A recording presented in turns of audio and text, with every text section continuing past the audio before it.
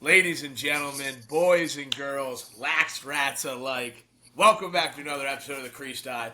And I am joined today by a very special guest. Two-time national champion, one-time New Jersey Group 2 state champion, the undrafted second-year starter for the fucking California Redwoods. We've Chris Conlin in the building. Good friend of mine, Chris. Thank you for coming on. I appreciate you taking the time out of your busy life. How you doing today? Doing good, Nestler. It's good to see you. Thanks for having me on. Yeah, I mean, you wouldn't stop blowing me up. Like, get me on, bring me on. You got to get me on. Like, he just wouldn't stop, guys. No, I was blowing up Colin's phone, getting him on. That's what I do. I'm trying to bring. If one more thing comes up on my screen, there's going to be an issue. I'm trying to bring the PLL players to you guys. We got Chris Conlin in the building. Chris, I'll get right into it. When you decided, when you were 20, it was 2023 fall. When you decided that fall, sorry, it was 2022 fall. The year Yeah, you yeah. decided to leave your job and go back and play at Notre Dame. What went into that decision, and like, how did it? How hard was that decision, or how happy were you made that decision? Yeah. I'll start by saying, obviously the way things played out was, beyond, I'm beyond, grateful I made the decision, but, it didn't really start. It started prior to that, right around when COVID happened during my sophomore year. When everyone's seasons kind of got shut and COVID started initially. As you know, that's kind of when the transfer portal, opened up and became a real thing. So kind of with the recruiting rules and college rules, you can't like directly talk to coaches. But there was always conversations, through other coaches of mine, with the Notre Dame coaching staff, and like there was talks about coming, potentially earlier and transferring. But I had my boys back at Holy Cross and was really having a good time there, so I No, couldn't fellas. couldn't couldn't abandon the fellas, and loved the school so much. So long-winded way of saying that there was the seed was planted pretty early for me. Um, and kind of knew that I'd have an extra year of eligibility. So kind of put it in the back burner. And then my senior year in 22, that's when, I was actually able to enter the portal and start talking to these coaches. So talked to, a few different schools, but kind of always knew that if I was going to do a fifth year, it would definitely be at Notre Dame. Yeah, I mean, I come out the gates just hammer question, like barely even like Conlon get his feet under him. I'm stuttering over my own feet, just star studded here. We're gonna bounce around a lot here. It's gonna be a bouncy interview. Some people are wondering, not just me, um, does it bother you when Nestler just rolls off the couch and smacks you around in like a tennis or a paddle match? Like some people are wondering, as a professional athlete like yourself, how does that make you feel? Does that drive you in your real life, everyday, attack to the world? I got to be honest. It pisses me off like there's no tomorrow. And I like to think that my partner Mac Bradle, shout out Mac, is one of the best racket sportsmen there is. So Yep. to know that him and I can't get the job done against Nestler, that means I'm not pulling my weight. Um, I think you've taken the last couple in both tennis or maybe not tennis, but paddle for sure. Um, which is it's just it keeps me up at night for sure. Yeah, there's a lot of people listening to this who honestly probably don't know what paddle is. Paddle's a very niche sport. If you don't know, like DM me, I will explain to you every niche about paddle. I love paddle. It's tennis in a cage. It's very fun. And no, I'm not talking about squash. But this is a lacrosse podcast, so we can always dive back in to the paddle talk a little bit later. You're playing in the pros right now. We're in the heart of the season, so I want to start almost backwards on how I do a normal interview now that you're playing in the pros, or now that the season's live. What's different about the Redwoods this year? Locker room, practice, games, like it feels like the vibe's different watching it on TV and feeling it on social media, and just how you guys are playing in general? Do you feel the difference, and what is it?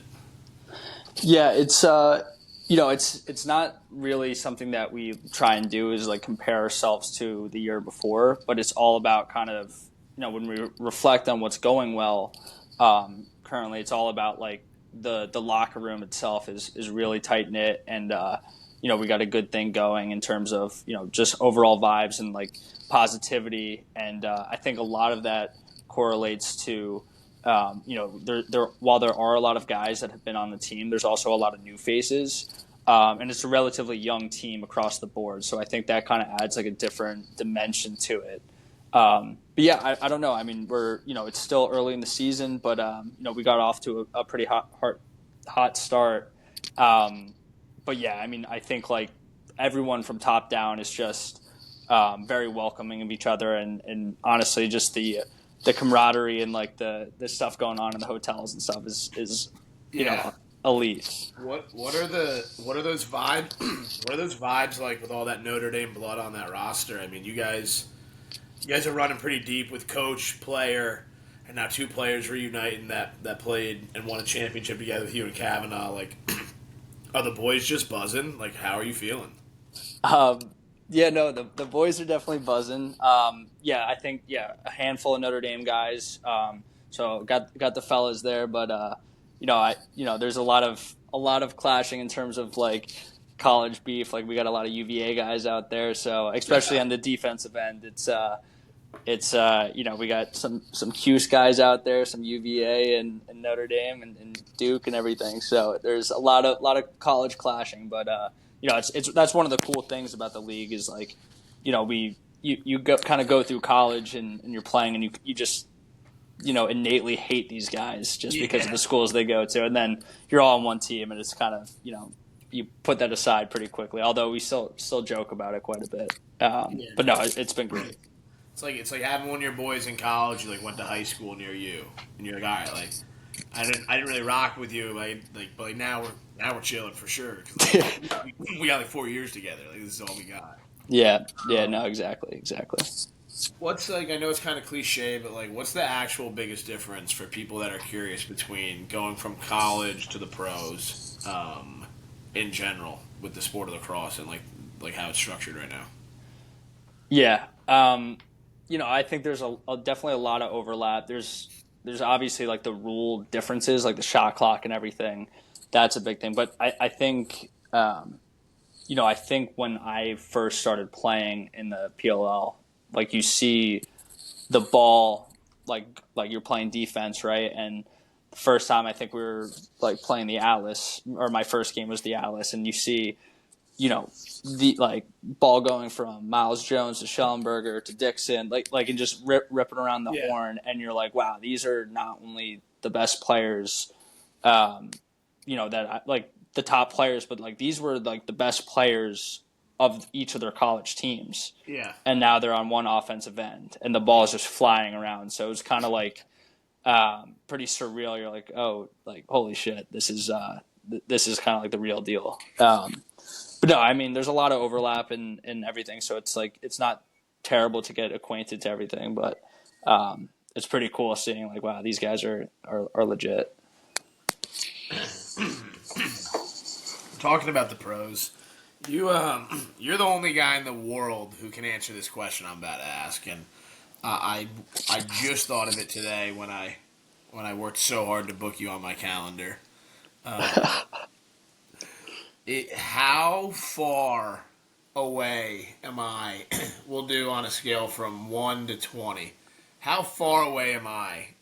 One being right on his ass, and 20 being so fucking far we're not even in the same stratosphere. How far away am I from being as good as Liam Entenmann as a goalie?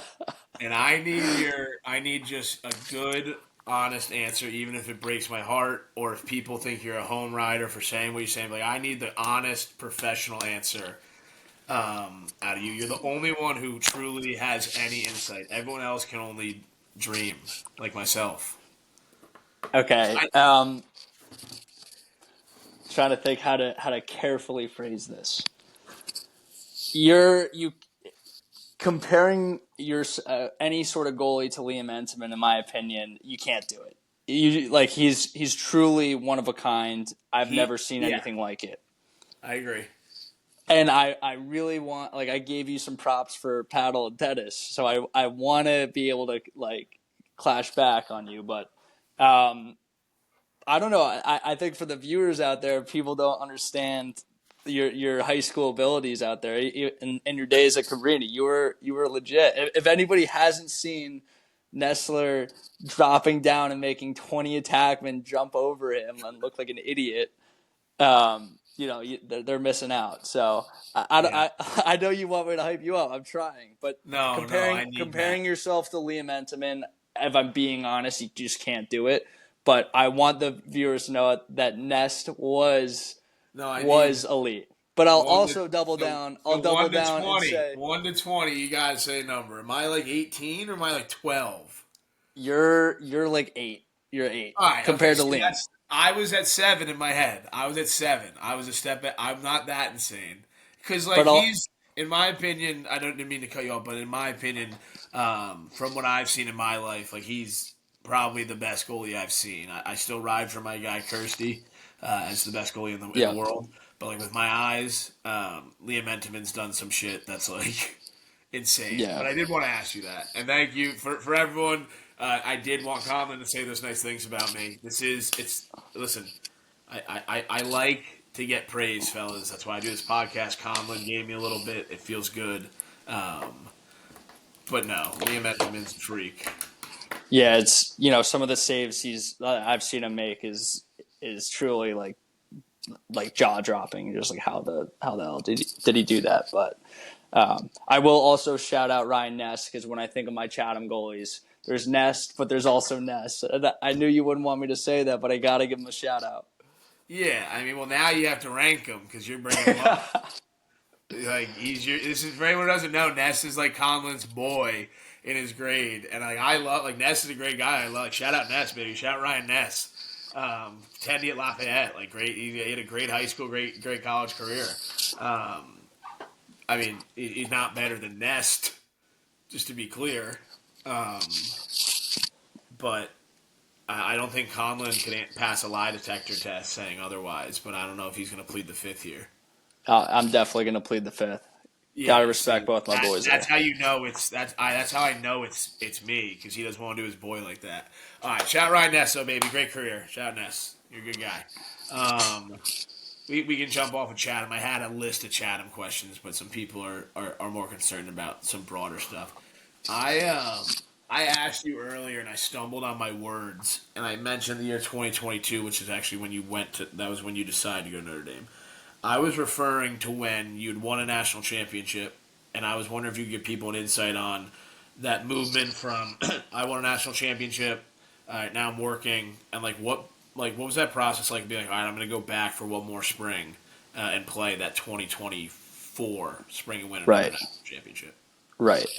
Yeah, I guess in to backtrack from that, I had the original COVID year, which a lot of people had that 5th year, but specifically when I was at Holy Cross my junior year, we had like a COVID outbreak midway through the season. So our new coach at the time, and as well as the school, canceled the rest of the season. So I actually got yet another year of eligibility. Eligibility. Yeah. It's in hindsight, it's insane. And to think about how many of these guys, like I was in college and I was like 24, and you're playing with like 18-year-old, it's insane. I've been there. It's electric. I was doing it the DA. Even more insane. Yeah. No, it really is. But anyway, so always knew I had that extra year, but never intended on using it. And that's why, we won in 23 and I fully moved to New York City and started working. And, the Notre Dame coaches kind of were always, hitting me up in the fall and in late summer, just being like, what if we can run it back? And, it was always kind of like, there's no shot in hell I'm doing this. I just moved to New York. I started working. And honestly, I think the more that I kind of convinced myself that I wasn't going back, the more I was like, the deciding factor was like, in 20 years, am I going to be like, wow, I could have went back and tried for another championship, as opposed to working for another 5 months or whatever the amount of months in a semester. Yeah. And I had a lot of support from the Notre Dame alumni. A lot of them were reaching out to me, talking career stuff and kind of helping, convince or like talk about the pros and cons of doing it. And, eventually I was still up and saying no. And then, it was actually New Year's Eve when I called my boss and told him that I was going to head back. And then, 3 or 4 days later, moved out of New York and shifted back out to South Bend and started playing a few weeks after that. So That's pretty rock star. You called him New Year's Eve. Like, I don't want to out you, but like, did you call him at like 10:30? Was this like 10:30? I was trying to call him a few days early, but he was on a trip. Okay. So it was when he returned my call. But Just picturing Conlin like watching the ball drop. Like, yeah, I'm out. I'm out, sir. yeah, I'm going to South Bend. I'm gone, dude. I'm going to get another natty. That's funny as shit. I mean, imagine like the fucking regret you would have lived with if they had just won a natty in your grill while you were fucking schlepping books in New York City. yeah, exactly. But like, you couldn't, like, I didn't make the decision being like, we have to, I'll be disappointed if we don't. Like that was never. It was kind of just like, go and give it everything you have and like see what happens. But yeah, no, I mean, looking back, like I'm obviously, words can't describe how I feel about, being able to win again. So, it ended up working out.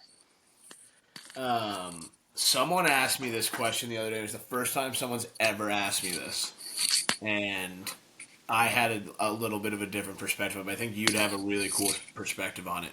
What are the biggest differences on winning a state and a national championship as far as like how you felt when you won those?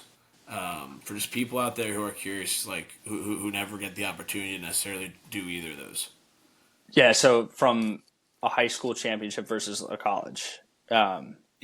Yeah. Okay. Yeah, that's something I haven't really, I haven't really like thought too much about like comparing the two, because they're so different. But I think like, I still remember both super clearly. And I think that you don't like the only, like initially when I'm thinking out loud right now, like I was a sophomore when we won the, our state championship in high school and Chatham and, versus I was a fifth year and sixth year at Notre Dame. So like kind of my role on the team, was a lot different. And I think both special in their own ways. And I don't know, they're both very cool, especially like you're in high school, like you win a state championship, you think, you're the man. It's, it's both the same feelings. Like you think you're the man so there's a lot of like parallels with how you're feeling. Shit.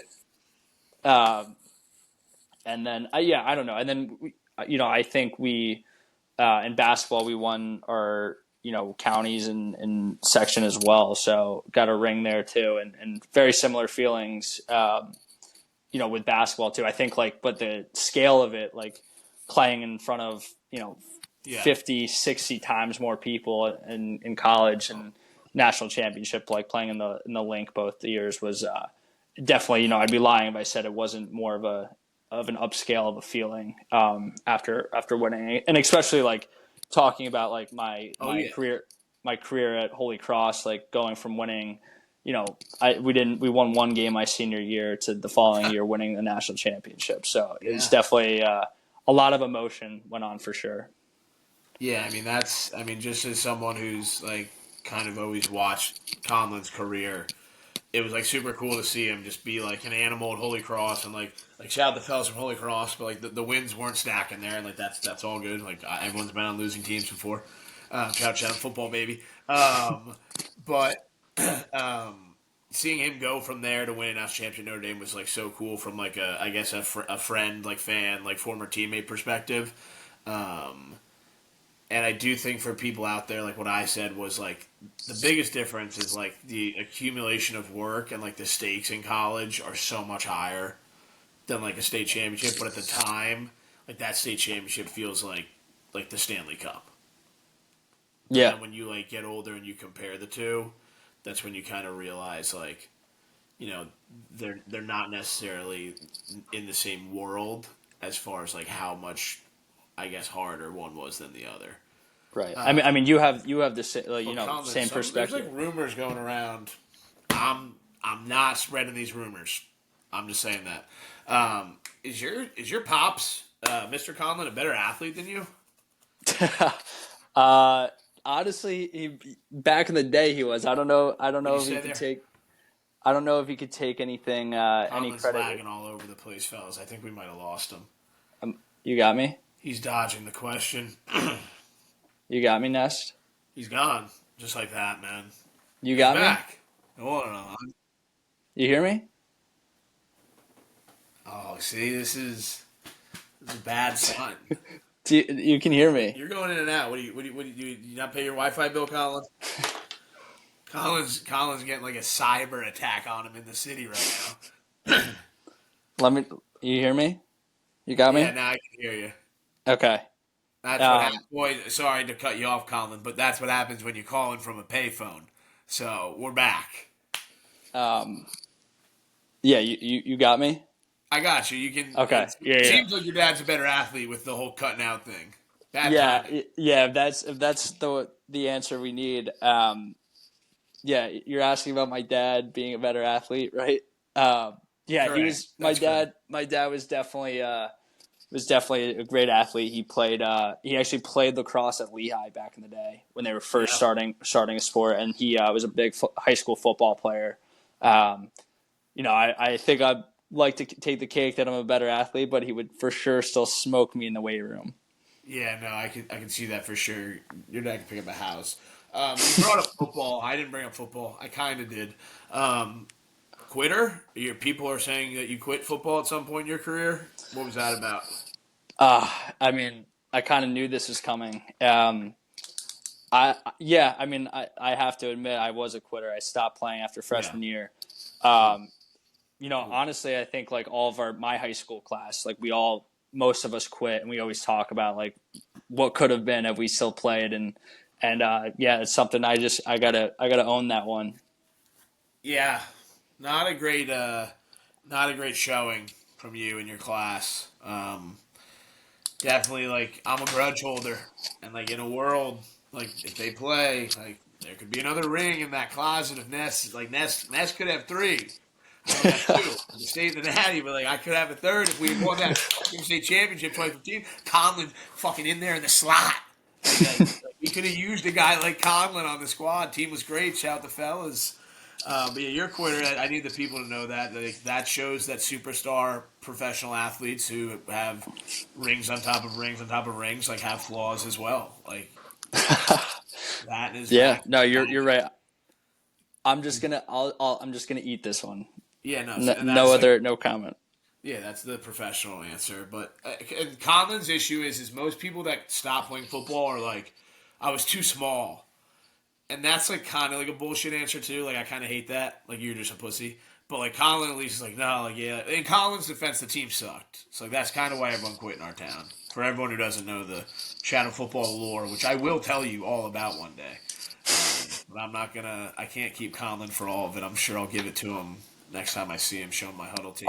Yeah, I was gonna say, aren't you still posting your huddle highlights all Well, I want the people time? to know, Conlin. Like I don't think, and I mean this. Like now that you're giving me the floor, I don't think people truly grasp like just how good I was at football. But like our team was so nasty. It's just I was also disgusting. Like I was always raw. And I always said I was a better football player than lacrosse player, but like I didn't. I was fucking. I don't know. I played lacrosse. What the fuck do you want me to do? Running back and inside linebacker, right? Yeah, a little bit on the outside every now and then. I was a rover. I was a Troy Polamalu.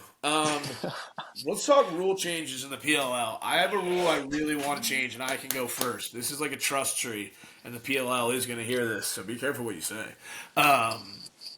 What rule would you add? What rule would you change? I can go first if you want to give you an example, and it's a great rule change. Yeah, go for it. You can't call timeouts when you're clearing the rock on your half the field. That is that's insane. There You're should saying, I, there, yeah. there should be a crew of people, starting with myself, that rallies to get that changed. There's way too good of athletes for that. Make them earn it. Like if you're earning a ride in your league, like it deserves to come out. Yeah, you're set. Yeah, I the thing is like in the PLL, like there's not a ton of riding. Like it's so quick, and it's like you got to get your guys off to play Yeah. D. So don't give the team clearing it even more of an advantage. So when they get got, they call a timeout. I've seen it with my own eyes. So you're saying you want them to bring it into the box and like normal, Yeah, you got to earn it. Like yeah, remember when we were in high school, you could call a timeout when you're clearing it. That's insane. yeah. But in high school, it also takes 20 years to get the ball over. Yeah, but like yes, but like we know the game's being played wrong in high school. College is the perfect game, and then pros an evolved version of college, like a faster paced college game. The rules are almost identical. Okay, I mean, Besides, no, I hate okay. that. I feel like that's like a valid point, but it's also like not that much of a like gonna change anything in the game. This was trust. This was the trust tree. I didn't get you on to shit on my ideas. Like I bring up such a lighthearted topic about rides and timeouts, and you're like, that's not going to matter if we change it. Like, okay, big lacrosse. No, that's fair. That's fair. You don't have to give one if you don't got one. I just didn't know if you were like, this has been bothering me. Like, this rule needs to be changed. No, I think like the only I don't thing that know. I would say, and this is something like there's a reason why they do it, but so I get like why it can't be changed. It's like the PLL, you have the 25-man roster, but only 19 can travel. Yeah. And there's obviously reasons for it, but there's pros and cons to it. It adds a whole competitive factor to it, but at the same time, like not all the boys can travel every game, which Yeah. is it's just a growing part of like being a young league and everything. And there's Yeah. pros and cons to it, but that's it. That's the one thing I would say. I know what you're saying. I know what you're saying. Um, what would it mean? What would it mean to you to get that final like Infinity Stone? We've talked state championships today. We've talked national championships. If you got that PLL championship, how cool would it feel to be like I got all three done that any kid could basically dream of outside of like international play? Yeah. It would be, it's one of those things where like you can't really describe it until it happens. And I think that, the goal, like, while the goal is always to win a like championship, it was the same thing in college. While at Notre Dame, like it's always like kind of, you got, and this sounds so cliche, but it's like how you kind of have to think about it. It's like, it's always like each day is just like another brick that you stack. Like in the Redwoods, we always talk about like stacking bricks, and like whether it's making the next play, it's the next day. Like, so like my head's not even like in playoff mode yet. It's like, we just came off a loss. Like we played the Archers and we lost a tough game by 1. So it's like, I was just on, just figuring out like what went wrong there and like how do we improve. And then, I think we play, we have a bye weekend, and then we play the Outlaws again. So it's kind of like, all right, like who's my matchup there? Like kind of like dodging around the question, but like my head just really isn't even there yet. But when the time comes, like then I'll be able to like start piecing it together. But I just knowing like how much it took in college to win a championship, like I know like we're just like we're not there yet. So like my head's not there yet, although that's the ultimate goal.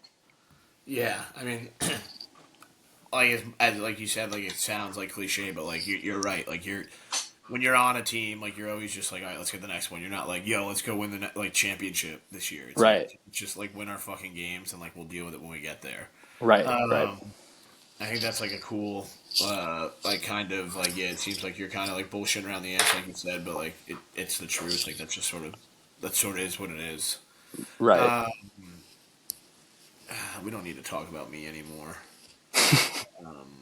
I have a lot of necessary questions because like I do. Let's hear it. Let's hear it. Let's give me one Well, more. this one, no, we don't need to ask that. What's your favorite post game, memory at Notre Dame, or just like you want to dive in? Like, was there a bender after their first national championship? Like, what went in there? Like, 21 Yeah. plus, 21 plus, obviously, like responsible bender. Of course, of course. Yeah. So honestly, pretty electric story. We won.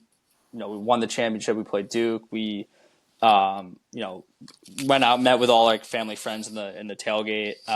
Unfortunately, it was on Monday, and everyone like all my like home friends and other college friends like had work the next day, so they like left pretty early. So really, the most of the night was just like hanging out with the team, which was awesome. Yeah.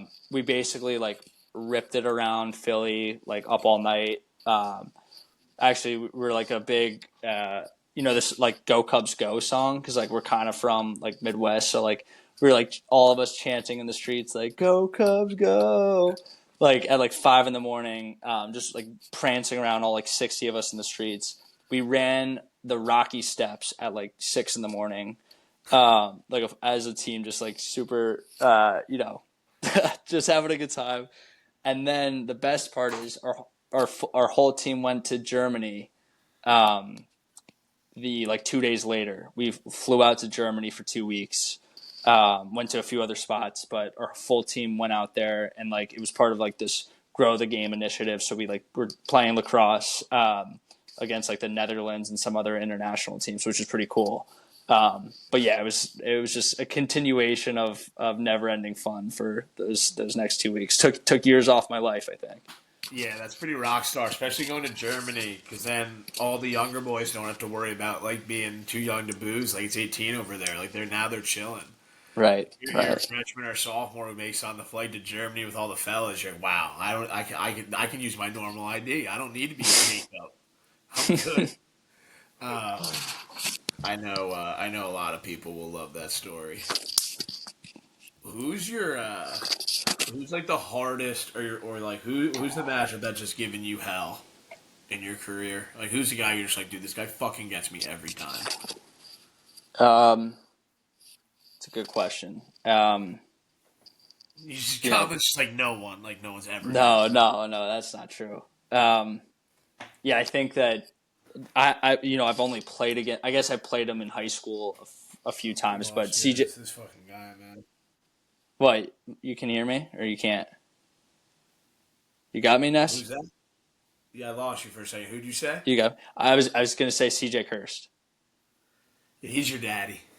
He I said we played him in high school few times, but yeah, we played them a Cornell in Long Island. We won by one, but I think he had like 6 or 7 points.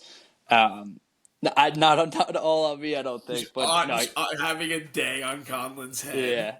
I mean, seriously, he's everyone listening knows all about him, but from a size and skill perspective, like he's just like a different breed out there.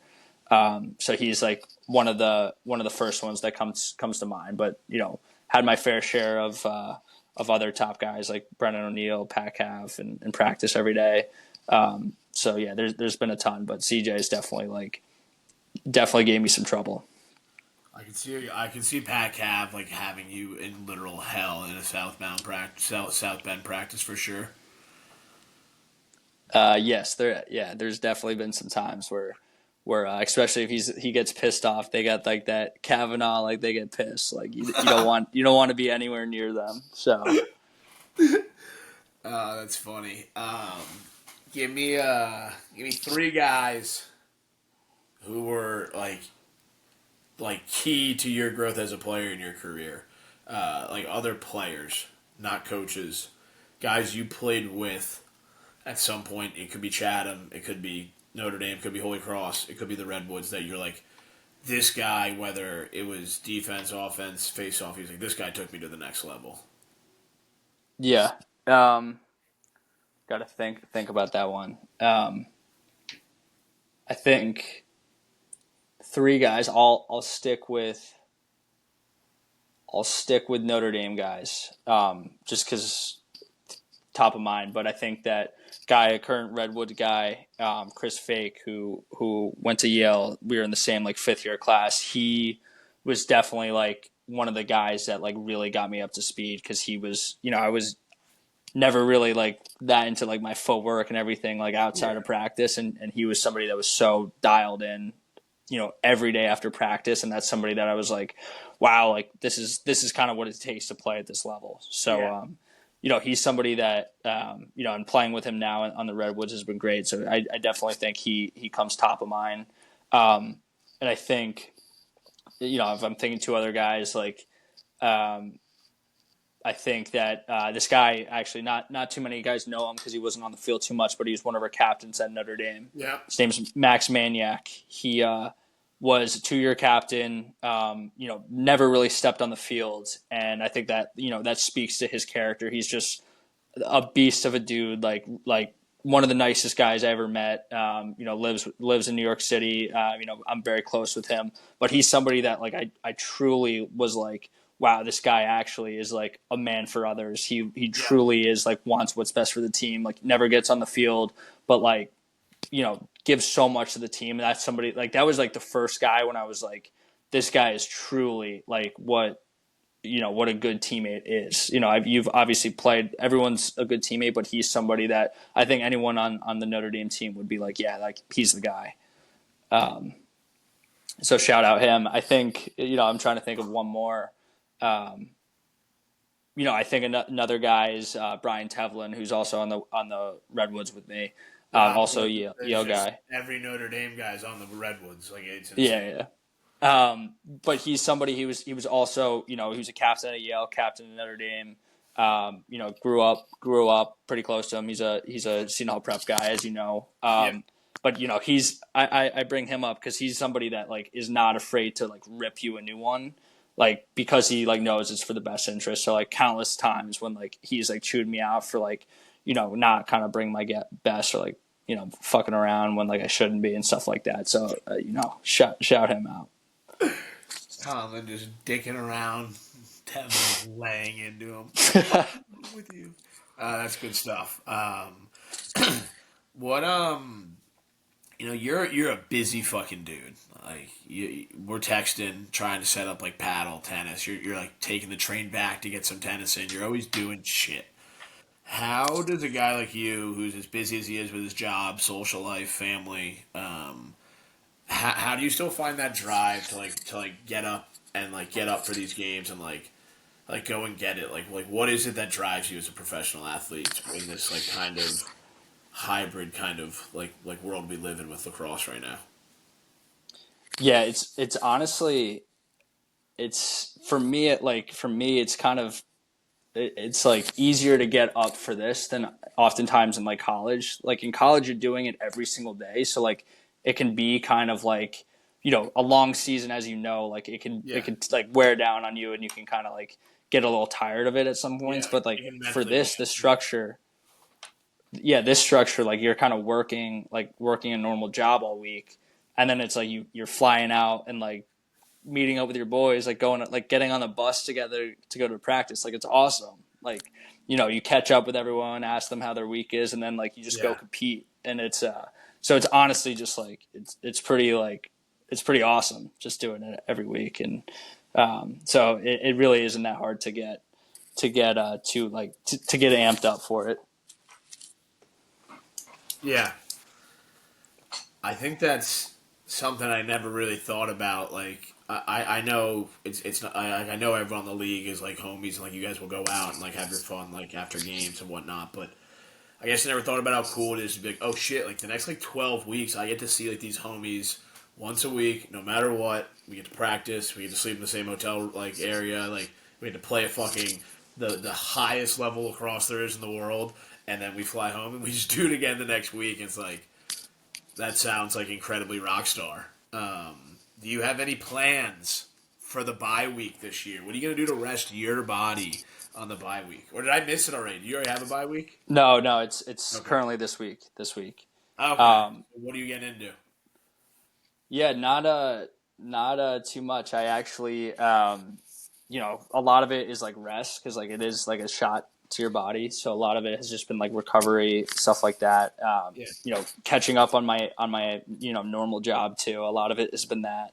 But yeah, no, I think like perfect time to like catch up with some of my friends because I've been traveling. So like go down to the beach and see a bunch of like home friends. I'm actually going to be golfing on Sunday, so that'll be fun. Nice like time to like take mind off of lacrosse a little bit, and then we have 2 games out in San Diego, not this weekend, the following. So kind of have to take some time right now, and then early next week really ramp it up and get ready.